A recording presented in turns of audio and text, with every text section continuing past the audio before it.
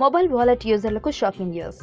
Paytm, MobiKwik, Ola money, Airtel money వంటి రకరకాల mobile వాలెట్లను మీరు వాడుతున్నారా? వాటిలో మీకు ఇంకా డబ్బులు మిగిలి ఉన్నాయా? వాస్తవానికి ఆయా వాలెట్ కంపెనీలు పంపిస్తున్న మెసేజ్ల ప్రకారం రేపు అర్ధరాత్రి లోపు KYC డాక్యుమెంట్లను ఆయా వాలెట్లకు సమర్పించకపోతే మీ వాలెట్ అకౌంట్ను వాడుకోవడానికి సాధ్యపడదు. అయితే ఇప్పటికే వివిధ రకాల వాలెట్లలో తమకున్న బ్యాలెన్స్ వృధా అవుతుందేమోనని భయపడుతున్న వారికి రిజర్వ్ బ్యాంక్ ఆఫ్ ఇండియా తాజాగా ఊరటనిస్తుంది. ఇది ఎలాంటి వాలెట్ అకౌంట్ను వాడుతున్నా, అందులో ఎప్పటికీ ఎంత బ్యాలెన్స్ ఉన్నా, మీరు KYC ప్రక్రియ పూర్తి చేయకపోయినా మిగిలినున్న బ్యాలెన్స్ ని మొబైల్ రీఛార్జీలు, బిల్ పేమెంట్లు, ఇతర అవసరాలకు నిక్షిప్తంగా వాడుకోవచ్చు. అయితే కొత్తగా ఆయా అకౌంట్లలోకి మళ్లీ నగదు లోడ్ చేయడం మాత్రం KYC డాక్యుమెంట్లు సమర్పించకుండా వీలు కాదు.